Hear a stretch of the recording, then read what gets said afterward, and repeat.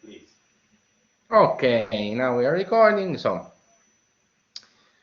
I can restart. I was saying I will basically give you an account of what I did last year as a postdoctoral researcher in the University of Milan-Bicocca. I will share the screen again.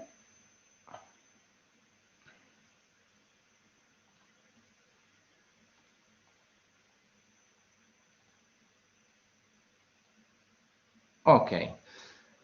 So, but first I was asked to introduce myself and my path. So I graduated from Pollenzo in 2013, if I remember well, the Magistrale, the postgraduate course, where basically I had my first contact with sociology, which is the discipline in which then I continued my career. I did a thesis with Paolo Corvo on the sociology, in the field of sociology of consumption. I studied the brand preference of consumers in the Spanish beer market, which despite being a very industrial market, the preference is much more socially determined than expected. And then after this experience, I had the opportunity to enroll in a PhD program in the University of Milan-Bicocca, which is called Urbeur Urban Studies. But despite the name, I made a thesis in, I studied rural stuff. I got interested in alternative food networks, in the food system in general, in the inequities and problems affecting the current food system, and also in all the alternative market arrangements that propose a different vision for a different food system, for a transition towards a more sustainable and equitable and resilient food system, especially alternative food networks, which I understood back then, and now the situation has kind of changed a little bit, that there was in the research on alternative food networks, there was a knowledge gap regarding the producers who participate in this network, were involved in these networks, because most studies focused on the consumption side, so to speak. So most knowledge regarding the role, the expectations, the motivations, and of consumers, and the effects of these networks on the users of the networks, so consumers again. So I decided to deepen the knowledge of producers. I made a comparative study between Italy and England, Lombardy and the northwest of England to be precise, where you see carrots and peppers. Those are my interviews. It was a qualitative ethnographic work where I basically try to understand better the social reality of producers involved in short chains, in direct sales, and in these networks. And I try to study their representations of themselves, of the market they find themselves in, and of the networks they participate in, and their practices, and so the related obstacles they have to face to survive both economically and ecologically, so to speak. So to the difficulties in their role as ecological stewards of the land. And in doing so, I try to interpret and analyze the modalities of decommodification of food, labor, and economic relations that the participation in these networks, their socioeconomic activities enable, which are basically the process of internalization of these economic practices and relations within nets of social relation. After my PhD, I was hired as a postdoctoral researcher for BEST4Food, which is a an interdepartmental center of the University of Milan-Bicocca that collects scholars from the same university who research about food in a very multidisciplinary, transdisciplinary way, with the aim of fostering collaboration among all the food-related forces within the university to promote research and innovation in the food sector, with the academic mandate to contribute to sustainability, ecology, and human well-being and health. The expertise of the members spans across different areas, ranging from biology, chemistry, but also law, ICT, and obviously social sciences. So now we come to my actual project. At the beginning of my postdoc, it was obviously pre-COVID, just a few months pre-COVID, so my idea was to actually focus on young people and their relationship with food, especially in metropolitan areas, because I was interested in the new ways that the new generations are approaching food and what can be learned for the future. Then obviously the COVID kicked in, so it changed, it shuffled the deck of cards violently, and I had to refocus my interests, both in terms of the content, but also from a methodological point of view, because my preference is performing qualitative studies on field research, whereas that obviously was not possible during the month of COVID. So I had to begin what was a challenge for me, which was doing a quantitative study. So we decided, together with the people who helped me, obviously because it was a multidisciplinary team, to study the impacts of the lockdown, because we were exactly in the middle of the lockdown, on food-related practices and behaviors, which is not something new, meaning that in that moment everyone saw that food was having a central role in the everyday life of the lockdown, and that people were abruptly changing the ways for obvious reasons, but also to some extent unexpectedly. They had to change the ways they relate to food. First of all, for cooking in their lunches, for the shutdown of restaurants, and so on and so forth. So it was obviously interesting to try to understand what was actually going on, and concurrently many research groups in different countries basically deal with the same topic. Also in Pollenzo, a super team, a squadrone of Pollenzo people also performed a similar study, very interesting, whose results are very interesting. So we decided to adopt a specific lens, which is that of health and sustainability. So assess the effect of the changes that the lockdown imposed on food-related behaviors in terms of personal health and sustainability, which are considered as a dyad, a binomial entity to be separated, because there cannot be personal health without also the health of the planet, so to speak, simplified. So the objective was to try to understand if there was a lesson to learn from the forced reaction of individuals in terms of health and sustainability for the future of the food system, at least the food consumption system. So we launched a web survey, which was structured, which collected information about five areas: that of food consumption, so diets; that of cooking; that of purchasing, so acquiring food, points of sale used; a part about the psychological impact of the quarantine, the lockdown, which I'm not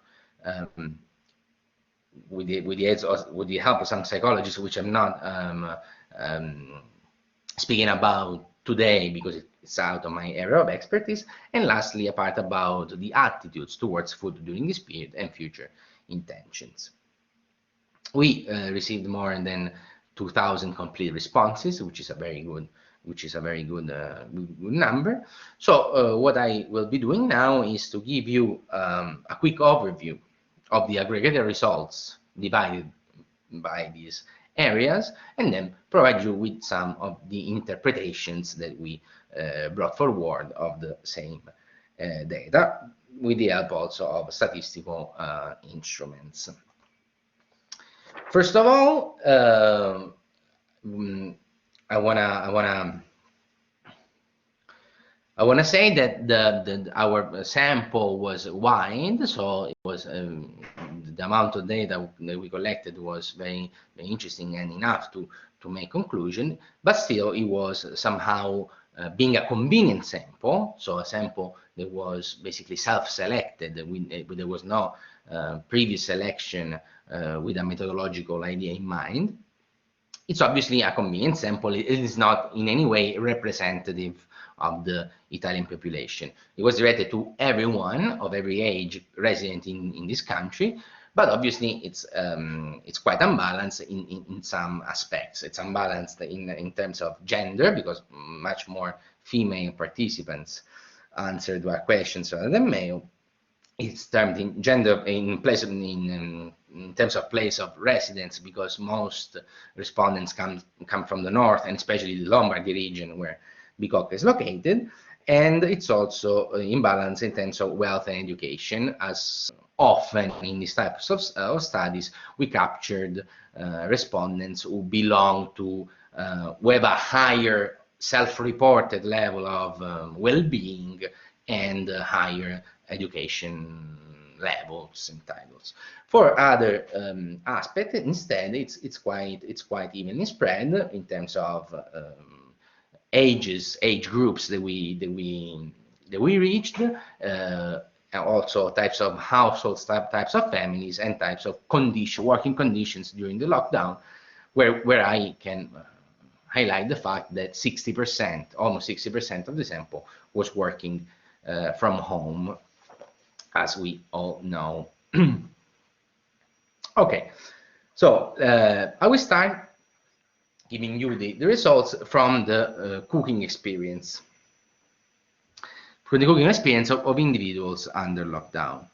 So there is our data allow, in line with also many other results, also the Polenzo studies results, that there is evidence of a cooking revival, because as you can see, a lot of people, almost 63% of people stated that they cooked more or even much more than their usual lives in the lockdown, during the lockdown.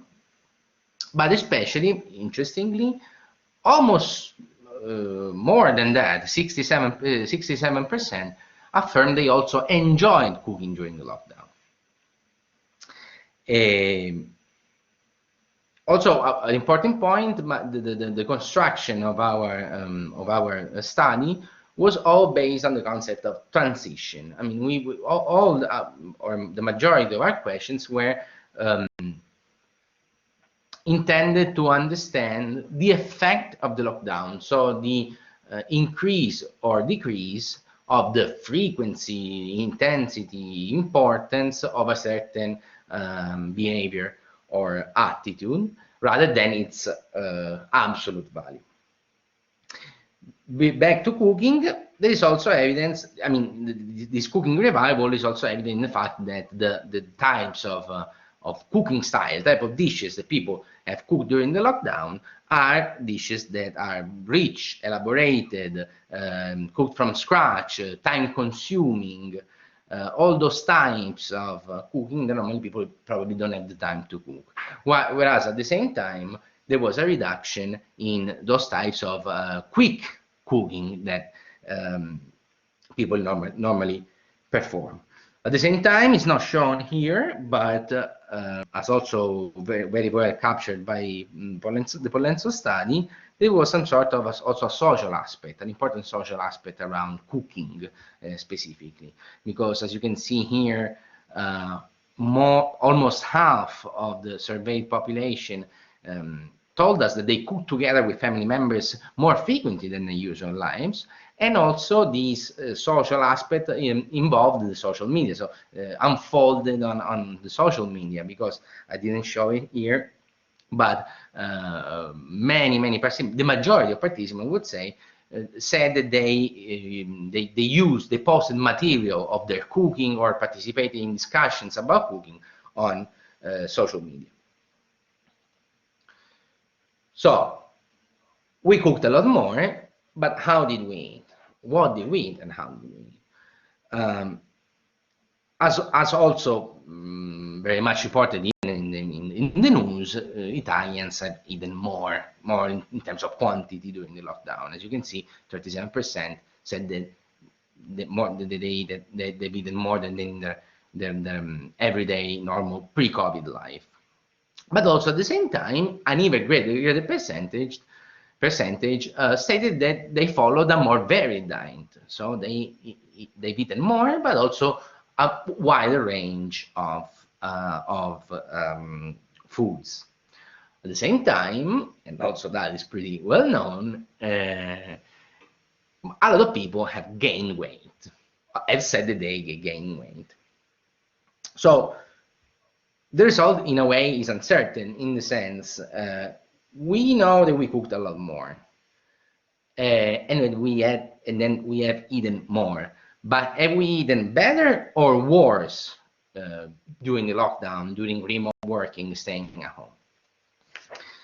We try to go into a little deeper detail by actually trying to capture the diet, a simplified version of the diet of individuals, which we modeled on a reference diet that was produced, this one on the left, maybe it's so little you cannot see it, but it was produced by a very important article on The Lancet by this huge giant commission called Eat Lancet, super mega multidisciplinary commission that wrote and published this seminal article stating, first of all, something that probably we all knew, but they gave very strong scientific basis to the concept that the diet for the future must be healthy, sustainable. And actually, there is no point in even conceiving a separation between healthiness and sustainability when referring to diets. Because in the long run, a diet that is just healthy, but it's not but it's made of foods that are not sustainably produced, eventually will also harm the health of individuals and vice versa. So in this publication, they also advise on a reference diet that, if followed with due adjustments based on the places of provenance, if followed, should in the long run guarantee healthiness and sustainability. So we modeled, we mutuated these items, and we created our own, and we asked people simply if these these food items were eaten more or less frequently, or never, or as usual, as you can say here, than in their normal lives. What results is that basically, as you can see in the harder green, in the darker green, that the foods that were most, whose consumption increased the most, belong to two categories. One is the types of foods that are comforting, so like sweets and desserts, which are the foods that have increased the most, but also carb-based dishes. We are in Italy, so here we mean pasta mostly, and dairy products. At the same time, though, a great increase was registered for what we can term healthy food. Obviously, we know we are simplifying because we cannot get into the most critical aspects of the concepts, but foods that are generally considered healthy. So vegetables, legumes, fresh fruit, which people cooked a lot with these ingredients. Other noteworthy elements are that, surprisingly, at least to me, the consumption of meat didn't grow that much. Actually, meat-based dishes were eaten less frequently by a higher percentage than of respondents than of those who ate it more frequently. And also, interestingly, there are still substantial parts of the population who never eat crucial ingredients, crucial foods such as whole grain cereals and nuts and oily seeds. Then lastly, a strange relationship with alcohol was emerged, because we have huge percentage of population that either increase the consumption of alcoholic beverages or decreased it. Okay, so this is an important chart. We'll go back to it, remember it, because we made further elaborations on it, on this. But first, we're gonna proceed and conclude the overview, and we'll go to the food purchasing sphere. We ask what types of points of sale, what types of shops have been used less or more frequently, and obviously, as we all imagine, the type of shop that increased the most in usage were small shops of the neighborhood, and we know that it was in every newspaper and so on, together with the home delivery of groceries, spesa a domicilio, which a lot of people were also maybe forced to, which, as we all know, had a great momentum. At the same time, though, we registered that direct sales, so alternate food networks, box schemes, or the farmer delivering food, or online schemes such as Alveare, che dice sì, and so on, also had a substantial increase, whereas traditional street markets we had a substantial decrease because they were shut down by law, and that is also a crucial point for food sovereignty and for sustainable consumption, because these are important outlets. The same destiny was lived by large supermarkets in commercial centers, hypermarkets, for obvious reasons, but also interesting, supermarkets. They remained obviously the primary source of food, but they were used less frequently by a greater percentage of the population with respect to those who increased the use. Then we also asked what types of products were bought in the same shops, and basically, I won't go in detail here, but as you can see, the products that have been chosen most frequently than in the normal life were products that we can consider somehow connected to cooking from scratch, and to also somehow to a healthy eating style, which are fresh fruit and vegetables, local products, Italian products, and also sustainable products, sustainable meat products in general, whereas all those categories refer to an industrial type of population, so time saving, convenience, industrial, so ready-made meals, processed products, also imported products,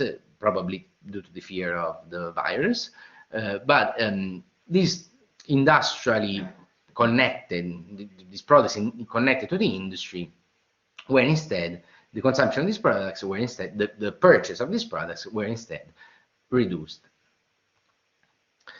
Lastly, we try to understand what and if the relationship, the cultural relationship with food was affected by the lockdown.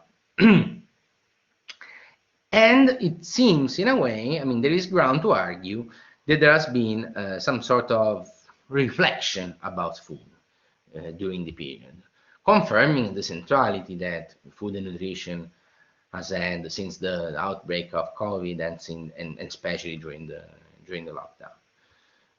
For example, I mean, all those types of attitudes underscoring a reflection about the importance of food for health, the importance of the Italian gastronomic culture, the willingness and importance to pay a premium price for better products, and also especially the appreciation of the way the community of food sellers organized to bring food to the people, were strongly agreed upon.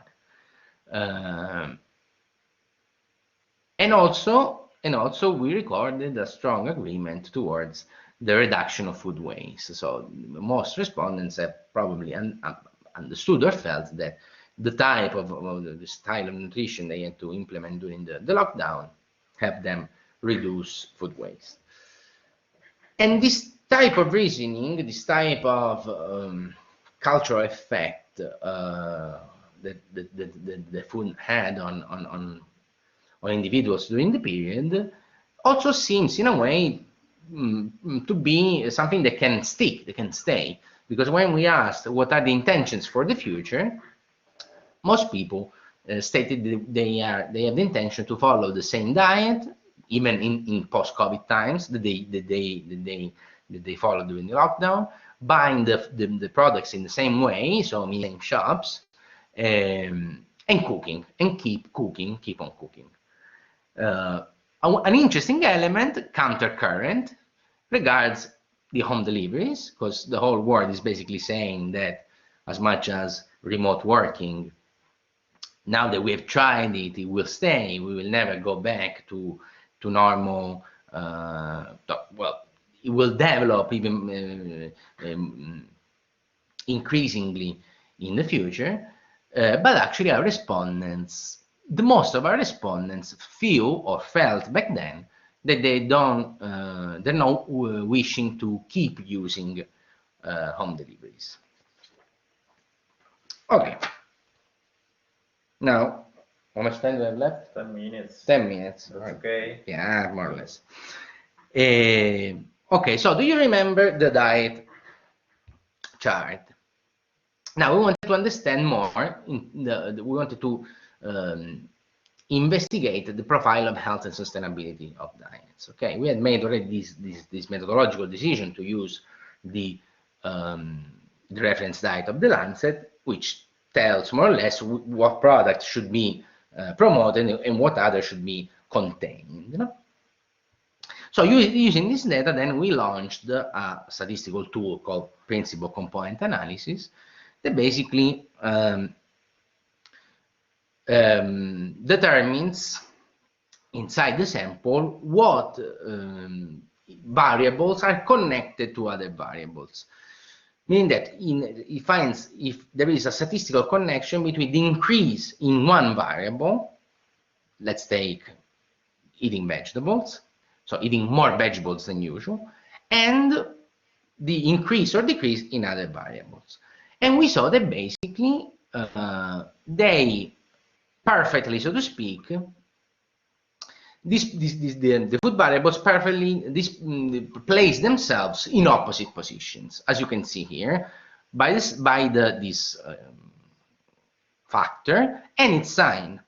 We see that all the elements that we consider positive, in a way, if you will, have a positive sign, and all the others have a negative sign, which means that if you can see here, they polarize in a way. It means that statistically inside the sample, if a respondent has increased the consumption of vegetables, there is likelihood that he or she has also increased the consumption of all the green, in this case, food items, and while concurrently decreased the ones in red. So this is basically can be interpretable as latent variable, as a variable which we called a variable transition because of the lockdown to a more or less healthy, sustainable dietary pattern. And so, with other statistical tools, I spare you the technicalities, we built an index which means exactly that, which we call the Healthy Sustainable Transition Index. This one is distribution in the sample. It's an index that basically ranges from -4 to +4, more or less, where 0 signals no variation, meaning that the lockdown diet has the same healthy, sustainable content, if you will, so the same healthy, sustainable performance, pass me the term, than before the lockdown in normal lives. Whereas positive values means that the diet has transitioned towards a more healthy, sustainable performance, and negative values, the opposite. Okay? So this distribution, and it obviously, as expected, it peaks in the center because most people obviously didn't change abruptly, no, they didn't change terribly their nutrition, but as we can see, there is a big part of the population who increased the performance and a big part who instead decreased. Once again, it doesn't say anything about the absolute performance, about the absolute value, about the healthiness of someone's nutrition, but only of the transformation, of the transition. So what we did, by then employing this index through techniques of mean comparison and tests of statistical significance, we could understand what other characteristics of the respondents were correlated to an increase or a decrease of the healthy sustainable transition of diets. And we found out that one category of people, one variable, is the age. Young people are those who have improved this performance of their diets, of their nutrition, more than their older counterparts. So this underscores that there might be, it's also I think evident in many instances, some new sensitivities that are being developed and brought forward by the young people, which maybe are still, I can say from the data we have, in a position in aggregate of an absolute level of healthiness and sustainability of their food consumption choices in a lower position than older people. But they are improving it at a quicker rate, and they also express interest and knowledge about ecology, agroecology, and sustainability in general. Then we saw that variables regarding the possession of resources, which are social capital, social status, well-being, and also, and we add this here, working from home, this possession of these resources relates to a positive transition. Whereas working outside of home, as the opposite, as in essential sectors, relates to a decrease, as you can see from the red arrow, decrease in the index, in the healthy transition index. So we interpret this as a classical theme of the need to possess resources in order to accomplish some consumption, improve the consumption in terms of sustainability. But we want to add the focus here on the time allowance. One of these resources, which has to be taken into strong consideration, is time, because what changed with respect with the past, we always knew that higher social capital, higher knowledge relates to sustainability in a positive way.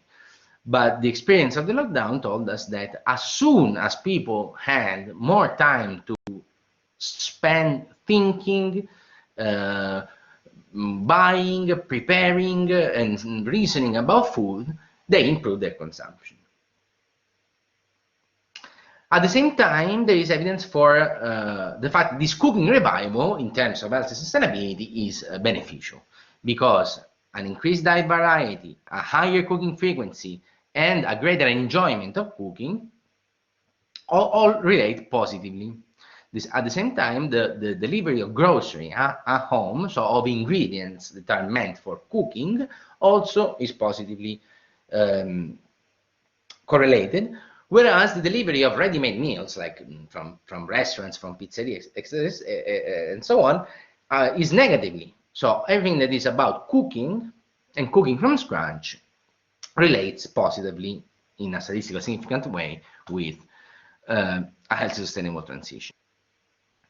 Not only cooking though, the same can be said for gastronomic knowledge, gastronomic interest. In Pollenzo we already knew that, probably it's quite obvious, but gastronomic interest, gastronomic sensitivity correlates with more sustainable and healthy diet. For example, as you can see, the purchase of industrial food correlates negatively, whereas the purchase of local products positively. And at the same time, all those attitudinal declarations that we saw before that express some sort of reflection about food, about the importance of food, are also positively correlated. So these cultural elements of food, we hope, that's the hope, that the lockdown spurred an elevation of the cultural relevance of food, and that can, in the long run, make a positive leave, a positive footprint this time on our consumption models. So I kind of conclude this reflection about the consumption part, which I just spoken about, is contained in an article that is currently under review in the Journal of Sustainability, and we conclude this article based on our elaborations, providing, advising to keep a close eye on 4 areas which, in our opinion, deserve intervention. One, we said it already, is time. Work-life balance is not just a crucial element for quality of life and personal well-being, but it relates also to the sustainability of food consumption. So in order to foster a more sustainable food system, it's important on a systemic basis to give people the opportunity to dedicate the right amount of energy and interest and activity to food. At the same time, appropriate tools are needed: food knowledge, education, and food access. And this is not breaking new as a concept, because we all know that we need to foster the education of people, the sensitivity, in order for enabling them to make appropriate choices. But also, we recognize that it is important more than ever right now to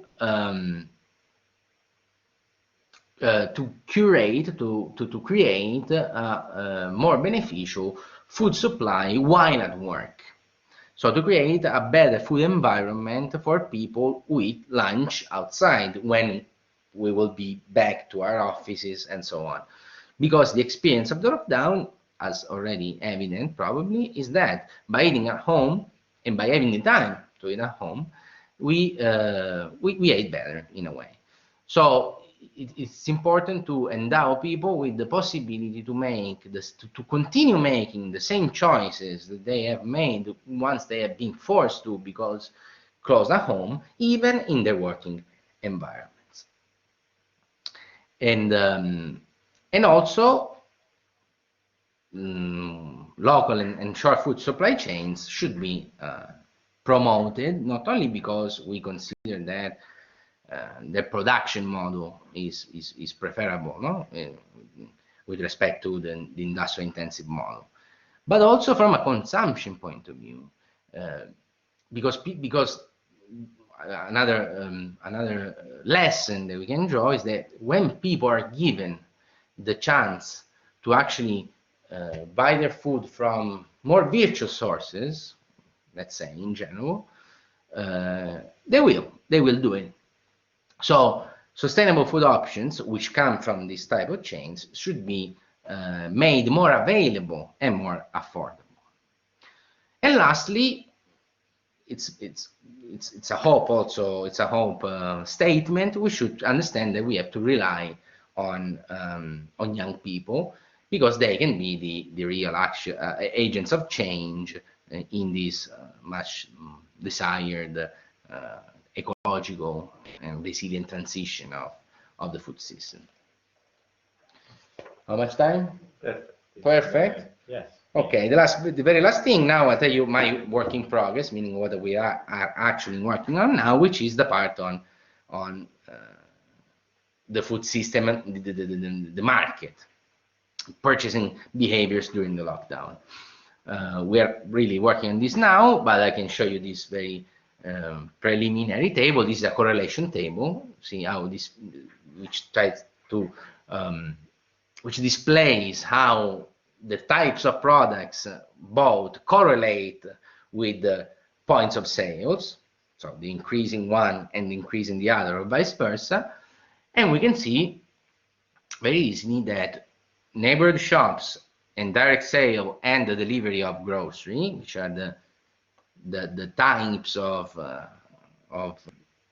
points of sales that have had success during the lockdown, maybe forced, but yet success, are strongly correlated with the types of products that we would favor.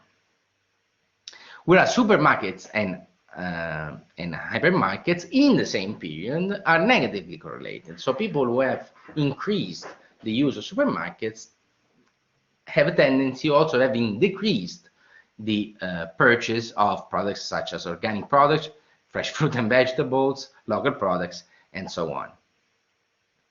Whereas the likelihood of a positive increase is with industrial products. So just to leave you that, there is a strong correlation between types of points of sales and actual categories of products, both. Yeah, there are other small things, but I will leave you here in case if anyone is interested in our next steps, for example, the next types of investigation, analysis of data we're going to do. They can absolutely contact me in any moment. So thank you very much. I'm gonna close here. Okay. Ok. Perché ti sei tolto? Che dobbiamo fare? No, va bene. Ok. Thank you very much, Raffaele. It's very interesting your chair, because it's very important to define the change during this particular period of pandemic about consumption and production. And then it's thank you for the presence of the students, and it's very important to have any questions, please. Alexandra, Semil, Piril, really thinking. It's very interesting, because all the students that stay here come from other countries, and Italy is very interesting. I'm very satisfied and very pleased for this. And then there's the time for your questions, please. Also, I hope I haven't bored you. Look, actually, we were planning another thing, because repeating the survey for how the survey was designed wouldn't have a lot of sense, because the lockdown in the same way, the first general strong lockdown, has not repeated. in case I hope I hope we won't, but in case we would be closed again in the same way, fashion, yeah, it would make sense. What we thought about doing was actually to do a qualitative follow-up. So gathering people, a restricted number of them, and actually trying to get in more deep knowledge of some of the phenomena that emerged by also asking them personally, and also leveraging on their memory, of how they actually acted during the 2 months of the lockdown, and what and to what extent what they did in that period remained, or if they already changed their habits. So through actual interviews, face-to-face interviews, and maybe focus groups where people sit all together around the table and they discuss collectively of a theme. Said that, I don't know if I will actually concretely realize it, because it depends on the feasibility, but that would be the idea. Okay, other questions, please? Thanks to you, Alexander. Have you other questions? Okay. I couldn't find, yeah, I know some other data, but I couldn't find, obviously, this specific angle of health and sustainability together. But basically, for what I saw, studies are different. Now, as I speak, I'm trying to remember, because the studies have different targets. Some are more nutritional, so what level of adherence to the Mediterranean diet during the same period. Others are more connected to lifestyle, so weight gain, physical activity, and so on and so forth, or psychological stressors, so binge eating, eating as a compensation for the negative psychological condition of the lockdown, and so on. In terms of general data, I can tell you that, to my knowledge, for what I've read, there is a lot of difference in the countries. I couldn't find a common thread, a common overarching phenomenon. Yes, we ate more. Yes, because we're home and we ate more. Probably that all over the world. But in terms of what we ate, or types of products, type of points of sale, also effects on the health, effects on weight, every country is very different. Some countries have eaten a lot more meat, which is crucial.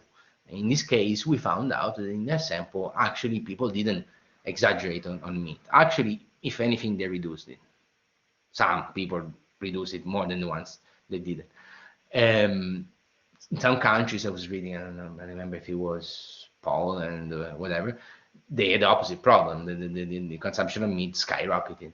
So obviously, all these types of reasoning change a lot because of these, even maybe small, but actually majorly significant differences. Okay. Then any questions? Thank you to you, Alexandra, for your interesting Thank you for being interested. Yeah, certainly. Are you come from the master? Yeah, tell me a little bit about you guys, because you are the new Pollentini. You doing the masters? Yeah. Or? Because I don't know you. Also, there is no Italian sounding person, and I feel happy about it. I come from for a specific master that began these days. So okay, good. Which master, Alexandra?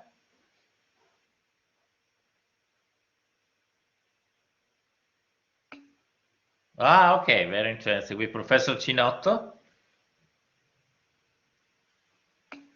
Okay, good. Also other your colleague? also in this master? All these the same master or others?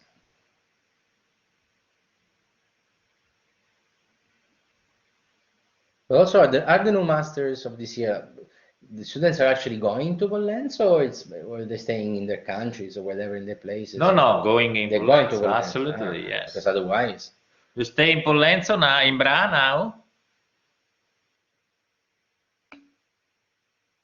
Okay, thank you.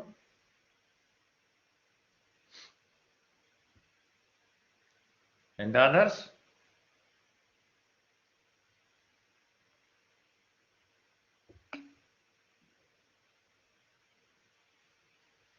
Oh, okay, good. With Professor Perullo. Yes. And I have a question for Raffaele about the future of these consequences of virus, about the relationship between food and health, because probably it's create new. Okay, Semil from Turkey. Good, thank you. Very interesting. About the new relationship probably in the future between food and health, no more importance of the people in reference for about health and food. It's difficult to pronounce this thing. Ting Ting. Ting Ting. Thank you, Ting Ting. Thanks, Ting Ting. I'm very pleased that you come from all the parts of the world. Very interesting for us. And this about this future food and health is there's interesting change or Well, the change, there will be surely a change, and I'm sure that, I mean, it's not also just me saying it, but there were in the cultural sphere of food, so its connections with health, its connection with sustainability, its connection with the planet, and blah blah. There were already mounting sensitivity. There were already phenomena of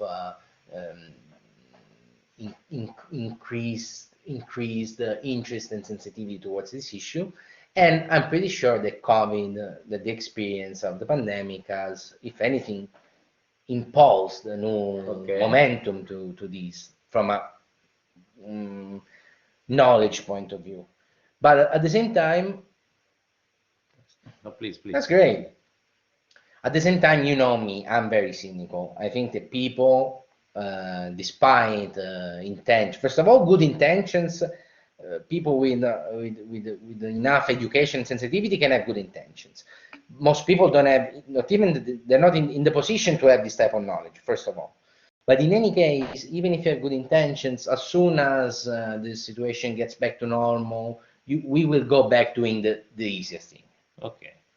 Because that's what we do as humans, even those who know, etc., because life is so binding, and I don't expect, and I'm against the concept of personal responsibility, individual responsibility. This is a question about from Tintin.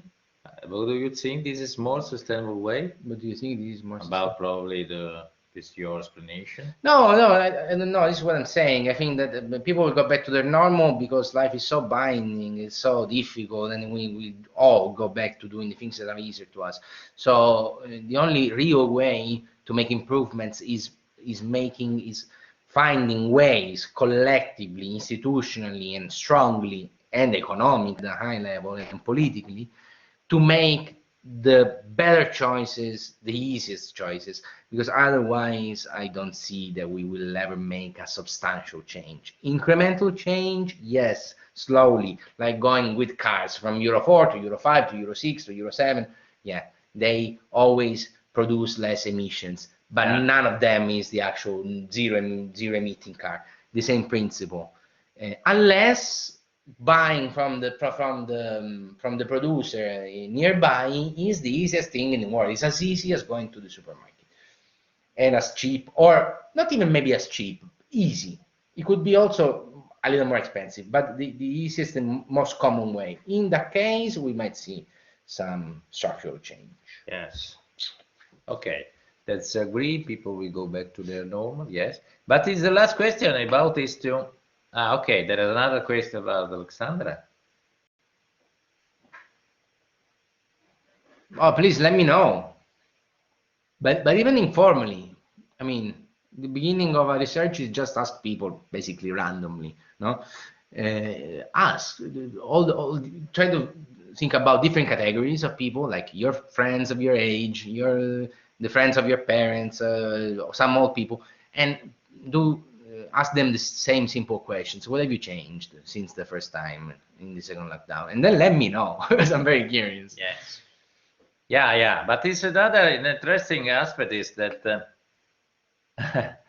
yeah, probably in the future there's also a important change about the use of technologies in food. Then is, for example, artificial bread, etc. And that is possible to is a particular relationship with sustainability and technology. It's not easy immediately to answer to have a solution, no? It's not easy to But there is one problem. It can be like that, but there is one problem, which is the fact that these like very innovative technologies are not democratic, meaning that in order to develop these technologies, you have to make huge investments. It means that the property of these new technologies won't be diffused. It will be of some subjects, and these some subjects will want to remunerate their efforts. So once again, we will basically consign a better development to some few actors, which basically is like saying, please, supermarket, make your purchases more sustainable. Yeah. And we're happy with that. Okay, thank you. I think that it's possible now to finish. There are some other questions or finish? Is it possible to finish?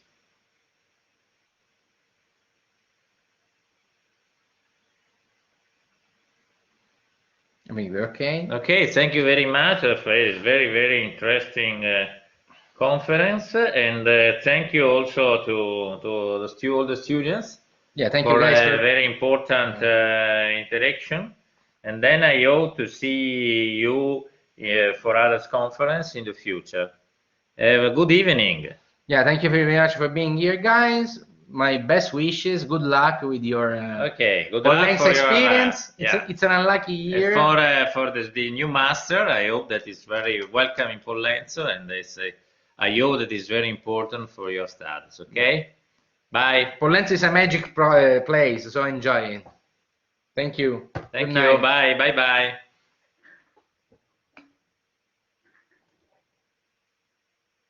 Ok, puoi spegnere, togliere. Da dove?